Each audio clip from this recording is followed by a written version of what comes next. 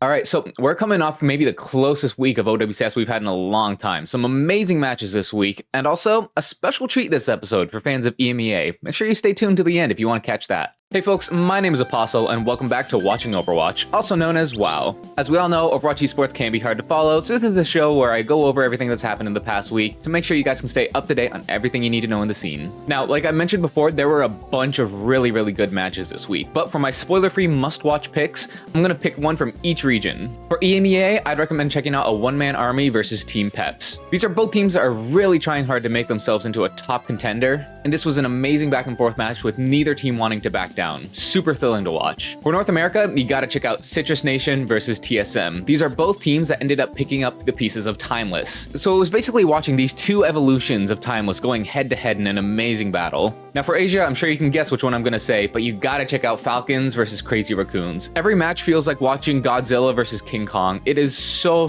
much fun to watch, and this one was no different. Now, I will also throw a couple smaller picks that maybe aren't as important to catch, but I still had a ton of fun watching. In North America, O3 Splash versus Ramatra Punch. This was a game that can go right up there with the legendary toilet bowls. Maybe not showcasing the meta perfectly, but boy oh boy was this game fun to watch. And secondly, I'd also recommend checking out Team Peps versus Meta Boys. I'm not gonna say too much about this game, but I would at least recommend you go to check out the Anubis game that we saw. The tank aura was unbelievable. I'll talk more about these later on, but definitely check these out if you have time. Links to all these must-watch matches can be found in the description down below. All right, now let's start breaking down the matches, and this is where we get into spoilers, so keep that in mind. First, we're going to be talking about the OWCS Asia main event. This has officially started now. Things are panning out mostly as expected, but there's still some fun stuff going on here. Now, our first round of upper bracket quarterfinals was kind of one-sided. All the Korean teams just 3-0'd the opposition in a quick fashion. It's unfortunate, but none of the Pacific or Japanese teams really made it close. Now, our lower bracket round 1 saw 99 Divine versus Lazuli, and this game ultimately ended with 99 taking a 3-2 win.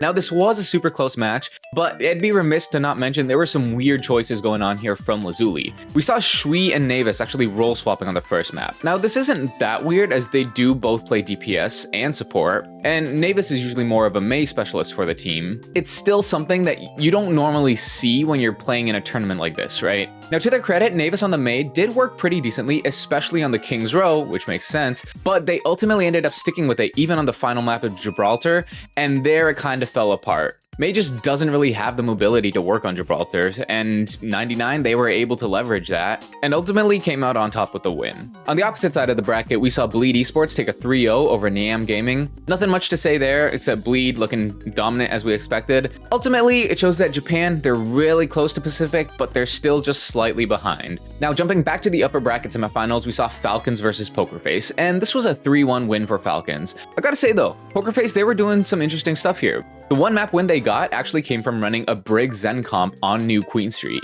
It's something I haven't really seen get played seriously before, but it worked fairly well for them here. They did try it again on the final map of Gibraltar though, and it didn't work nearly as well. Pokerface is clearly very close to being on that same level as like the big three. They just kind of got to figure out their comp choices a little bit more. Then on the other side, we saw Crazy Raccoon versus Zeta, and this ended in a 3-1 for Crazy Raccoon. Lip and Heesang just dominated their counterparts, I'm not gonna lie. Pelican did come in for map 3, and despite the loss, actually still had a really solid performance, to the point many said he should have stayed in for map 4, as maybe it would have worked out better. Pelican has been getting intermittent play, but it's clear they still kind of favor Alpha E. So Zeta and Pokerface got sent to the lower bracket, where they easily handled 99 Divine and Bleed, 3-0s again, and that led us to Zeta versus Pokerface. This one ended with Pokerface falling in a 1-3. This was Pokerface's second loss with that scoreline, and it's honestly a lot of the same story. Now, I do gotta point out, Proud, he's becoming an S-tier hit scan. He's looking incredible, but it might actually be to the detriment of Pokerface, as it seems like they're really trying to force Widow to the point where it's hurting them. Pokerface did end up getting eliminated there, but like, I cannot say enough. These guys are right on the precipice, and soon enough, I'm sure we'll see them join that upper echelon. And with that, we get to Falcons versus Crazy Raccoons. Now, this was another instant classic match, like just such peak Overwatch getting played here, like it always is when these teams face off. Crazy Raccoons were able to take the win in a 3-2 map 5 banger. We saw Falcons full holding on Crazy Raccoons map pick, and then Crazy Raccoons immediately flipped it around and went and full held on Falcon's map pick. Junbin was pulling out the Wrecking Ball and doing God's work on that hero, and then by the end of it on the map 5, Crazy Raccoons, they unlocked an extra gear when it came to that King's Row, and they had a dominant performance. We're seeing Shu maybe not be as comfortable on the Juno as he is on his other sports, but on King's Row, he was able to pull out the Ana, and man, he made it look easy. And as soon as he got locked in, like that's, you could tell the match was basically over at that point. Falcons, they were just trying to stay afloat, but Crazy Raccoons, they just overwhelmed them. Despite how that final map went though, super close match, amazing to watch. Like always, there's a good chance we get the rematch, so that's going to be really exciting. Anyway, that brings us up to date on Asia, so now let's jump over to EMEA. First thing I want to mention here is you'll see a team called NMA, Negative Mental Attitude. This is actually just the team that was called Ronaldo 7. Anyway, with that out of the way, SSG and ENCE, they had a clean weekend. 6-0 in maps, not a single one dropped, exactly as we'd expect of our top teams there in EMEA. Now our other top team, Virtus Pro, they did drop a map to a one-man army, but other than that, they do seem pretty comfortable, and I think that says more about a one-man army than it does about Virtus Pro. But breaking down the individual groups here, let's start in Group D, where we actually see a fairly big upset in Twisted Minds losing to Piece of Cake. Now, I think the writing was on the wall for this, after they only barely beat NMA in a 3-2, but Piece of Cake kinda manhandled them. They only lost a close game of push by just over 20 meters. Now, Naga did end up taking MVP in this game with a great performance. Yubi kinda got diffed, and Quartz, he just wasn't on like normal. And we know that those two players are kinda the carries for Twisted Minds. So if they're not living up to expectations, it kind of makes sense that TM might flop a little bit. But with that, Piece of Cake are definitely solidifying themselves as a big threat. Now in Group C, we have another result that could arguably be called an upset as well, as Ex Oblivione took down SR Peak Check in a 3-0. Now this is significant because in Stage 3, you may remember that SR Peak Check is the team responsible for sending EXO down into that elimination match in a 3-1. So EXO, they've come back now in Stage 4, clear they want different results, and they flipped the script more than successfully. They took huge advantage of SR Peak Check's lack of flexibility. And I gotta give a big shout out to Captain Prash and Takuno there on that support line. I think the Ana that they were bringing was instrumental in really putting pressure onto the Reinhardt comps. All things considered, they made this look pretty easy, especially compared to how it went last time. So big props to them. Now jumping up to Group B, we had an insane banger in Peps versus a one-man army. Both teams really put their best foot forward here, and this game was an absolute treat to watch. A one-man army was able to take the win in a 3-2, as you know, they're still determined to make it into that group of top teams, and they were actually able to deny a reverse sweep that was trying to come through from Peps. We've seen that Theomatic, who has normally been the standard starter for a one-man army, he's kind of taking a backseat to Ice quite a bit. So they're doing a good job adapting to the current meta and being able to stay flexible, and it's definitely really helping them out here. I do gotta say though, this fully French Peps roster, they're honestly showing a surprising level of strength. Their next match was against Meta Boys, and this was a clean 3-0 for Peps. I did mention this in the must-watch match, and the reason for that is because this game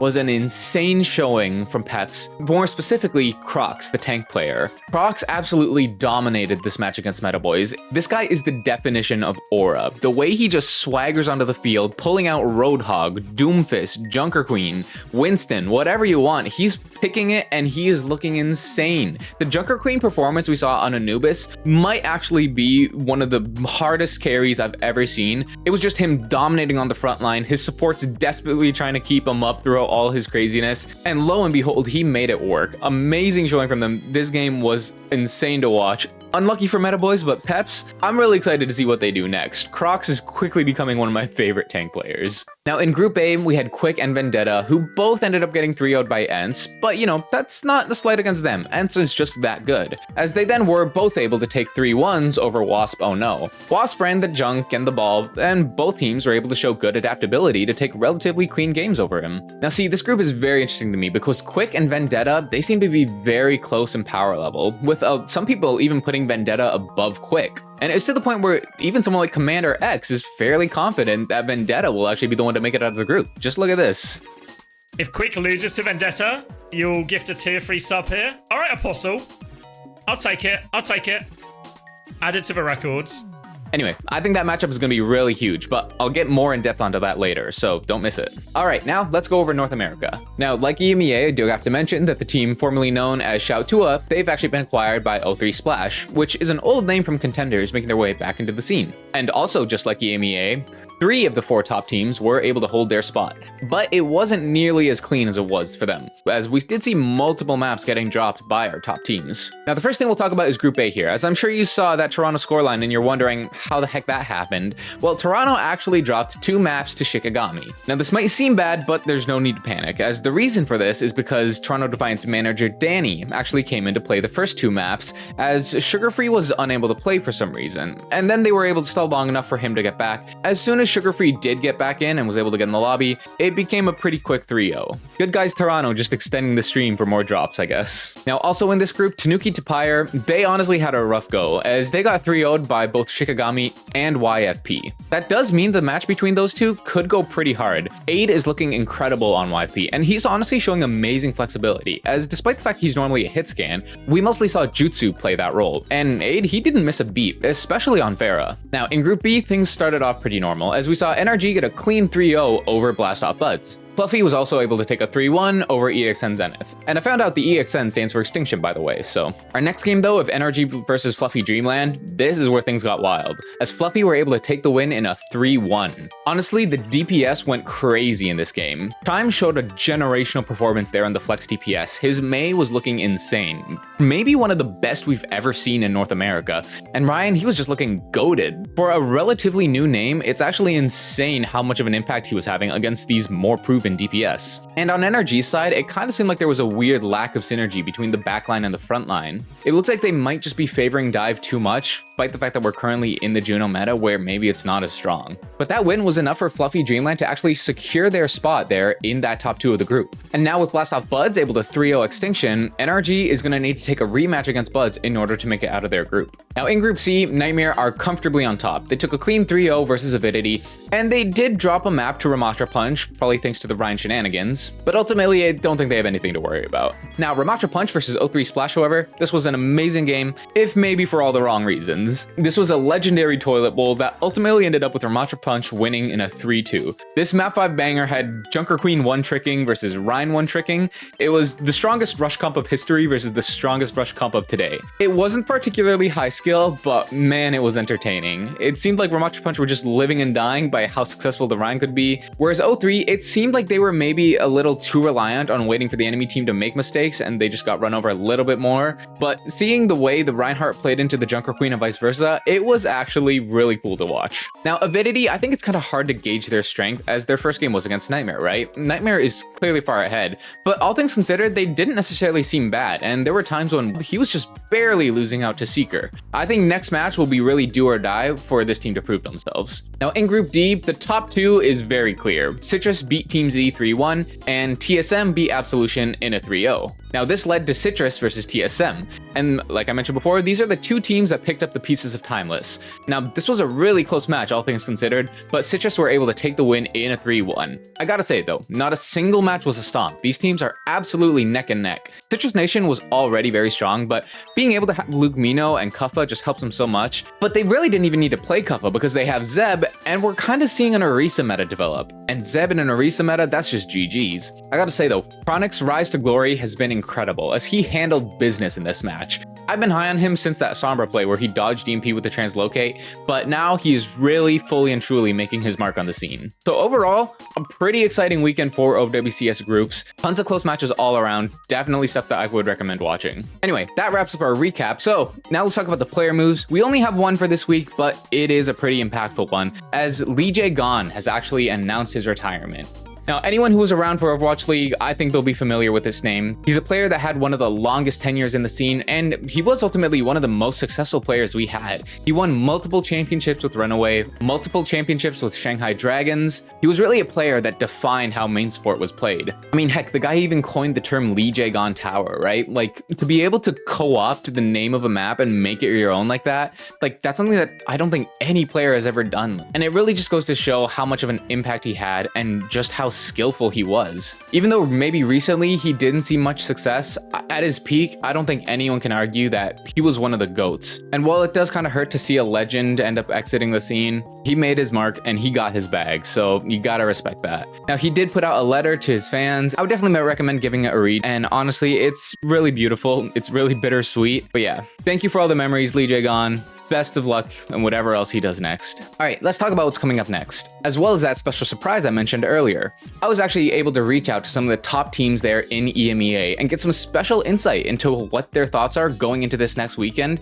and maybe provide a little look into what's going on behind the scenes. But before we talk about that, coming up first is the Dreamhack Atlanta Collegiate Invitational. Like the name suggests, this is a tournament that's going to be going on at Dreamhack Atlanta, and it's invited a few of the top Overwatch colleges. Now, Winthrop is obviously the biggest name here, but there's a few other potential contenders. While Converse did end up dropping out due to the hurricane concerns, Missouri, Blinn, and Georgia are all top 20 teams, so there's a chance that it's not a completely free trophy for Winthrop. Now, this will be happening from October 4th to 6th. The semifinals will be at 5:30 p.m. on October 5th, but keep that time in mind for later. All right, now let's talk about the OWCS groups. So they will be finishing this weekend, and EMEA will be starting October 5th at 12 p.m. Eastern, and it will be continuing on October 6th. These will be incredibly close matches as teams are going to be battling to avoid elimination. So let's take an in-depth look at how these teams feel about the games ahead. SRP Czech will be playing against Hypnos and potentially Ex Oblivione. Now, of course, Hypnos and Ex Oblivione, they are affiliated teams. SRP Czech is determined to make the Rhine work, but if Hypnos is able to beat them, we'll have to see how EXO feels about facing them, as I'm sure they do want to secure their spot in the top 8. Now, I reached out to staff at Ex Oblivione to see what they thought about all this, and this is what they said.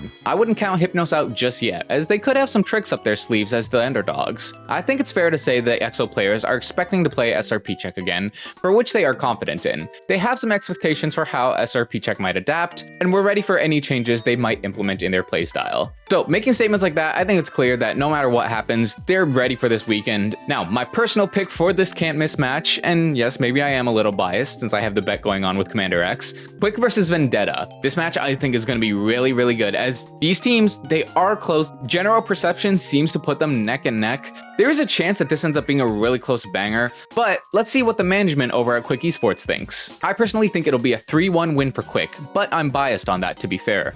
Although to be honest, Vendetta do look shaky. On paper, they look like a very good team. It will come down to prep over the next week as they face each other Saturday. Well, Artemis, thanks for that bit of insight. A 3-1 for Quick is a bold claim, but honestly, I am here for it. Like I've said before, Vendetta still has a few question marks for me, whereas Quick, they just seem like a solid roster with no real holes that you're going to be able to exploit. But I'm sure this is a match that you're going to have to watch to know the outcome of. And finally, we have a one-man army versus Peps. These teams did just face off in that map 5 banger, like I mentioned. But Peps, they were really close to getting that reverse sweep. It could have ultimately gone another way. So, how is a one-man army feeling about the rematch coming up? Well, their manager had this to say. At a one-man army, we have made progress every single stage in terms of results and performance. We beat Peps last week whilst not having an amazing day in terms of our preparation. However, Peps is an awkward team with a strong fanbase and good individuals, so we have to be ready for them. Our goal is to break into top 4. And there you have it, a no-nonsense statement coming out from Ocean. It's very clear what this team's goals are, and they don't plan to let Peps stand in the way of that.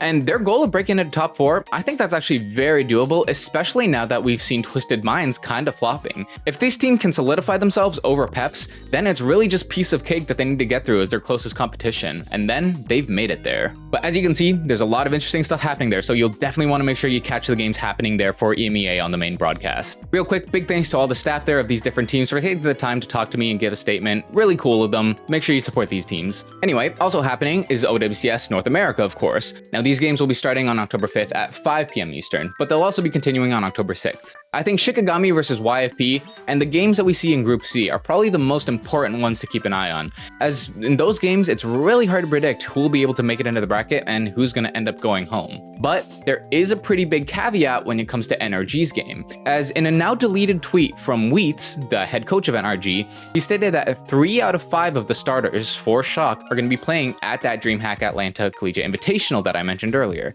And apparently the tournament organizers are being a little unflexible with the times. Now, full disclosure, this tweet has been deleted, so maybe they've found a solution by now and there's no need for concern. But in the case that they haven't, NRG could be in trouble, and Blast Off Buds, this could be their chance for them to make a big move. Now, since we haven't really received any further updates, it might be that this game, you'll just have to tune in to see how it ends up going. Now, last but not least, we have OWCS Asia, the lower and the grand finals. These will be happening back-to-back starting October 5th at 2 a.m. Eastern. Falcons versus Zeta, and then Crazy Raccoons versus whoever the winner of that game is. These are the top 3 teams in Korea. They've been the top 3 for so long. Every time they face off, they give us a match for the ages. And especially in the grand finals, you will already know that it's going to be peak. So if you can get up early or stay up late in order to catch these, it's probably going to be worth it. Anyway, with that wraps up today's episode. So many close matches and so many exciting matches coming up still on the horizon. Personally, I can't wait to see how these groups are going to finish off. Teams are looking to be closer than ever in terms of their skill level and competitiveness. So the brackets are no doubt going to be amazing. Also, let me know if you guys enjoyed that expanded upcoming section with getting more insight from the different teams and organizations. If that's something that we enjoyed, I can definitely look at doing more of that. As always, links to everything I've talked about can be found in the description down below. We got all these fun matches coming up, so do your best to try and catch them. But if you can't, no worries, because that's what I'll be here for. Thank you all so much for watching. Hope you enjoyed. Take care.